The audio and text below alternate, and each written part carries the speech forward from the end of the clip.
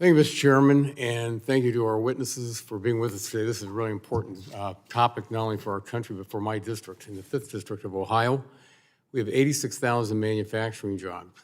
And, if we don't have affordable energy, we can't compete. And what's made this country great in the last several years is our ability to produce this natural gas that makes our companies out there being out there and make what they got to make.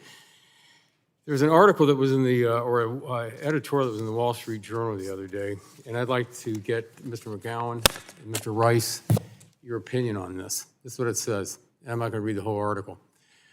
The White House says the pause will only affect a handful of projects that are currently seeking Energy Department permits. But this is dishonest. It will also freeze about a half dozen projects seeking FERC approvals and could halt another dozen or so that may have been permitted by previous presidents. That's because the Energy Department in December announced that projects not yet operating will have to reapply for permits. It's been 7 years since they were authorized, so projects in the works could get deep-sixed, even if they have billions of dollars committed in capital and contractual agreements with customers. Mr. McGowan, your thoughts. Thank you very much. My understanding is that there's a shelf life on the permit of 7 years, and then you have to go back through the process, but I'll defer to Mr. Rice on that. But I think what is clear from this is that the policy is cloaked in this pause. A pause is something I do before answering your question. It's a very short period of time. This is not a pause. This is a ban, and I don't think we're going to see the pause end until after the presidential election. And so I wish they would just call it what it is. It is an imparting environmental goals into stopping a very successful industry. Hey, Mr. Rice? Yeah, I mean, after listening to some of these questions and some of the answers here, I mean, the question I have is, if this is just a pause, why do it doesn't impact any of the markets? Why do we even have to do this? Why do we have to send this signal that America is going to play games with the energy security of our allies? I think this is a signal that is going to chill investments. And I was in Europe last week, and we had to have many conversations to reassure our allies that America will be able to depend on America to deliver the energy security that they've relied on in the past.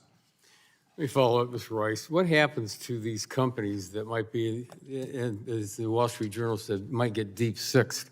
What happens to these companies out there and their ability in the future to produce natural gas? Well, I'll tell you the playbook in pipelines, which I think is trying to be played here on the LNG front. Ultimately, these delays, stalls, ultimately increase the cost of these energy projects with the hope that these projects never get funded, never get built. This is exactly what happened with pipelines. And we need to prevent that from happening again, because blocking energy infrastructure in this country is the thing that has crippled our energy security, not only here in America, but preventing us from providing more energy security to our allies. Well, let me ask you this. Let's go downstream a little bit. What happens to the companies that produce the pipe and the equipment? Do they stay in business if they don't have anybody out there drilling? Well, without these projects, these companies do not exist. We've seen billions and billions of dollars be destroyed because of the environmental activism that have blocked pipelines, which are the safest way to move energy around this country. And so, just look at MVP as an example. It took an act of Congress to get a pipeline built in this country. Like, people ask me, am I excited about MVP getting passed by Congress? It's exciting for 1 second until you realize we're in a country where it takes an act of Congress to get a piece of energy infrastructure built in this country. Americans should be shaking their heads at that and looking for a fix. Mr. McGowan, do you think and believe that we have enough sufficient natural gas to supply not only our domestic needs and keep prices low, while also meeting growing demand that's out there, not only in this country, but around the world?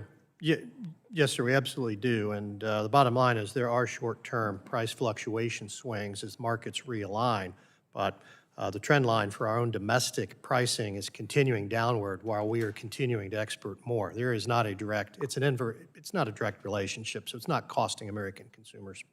Well, thank you very much.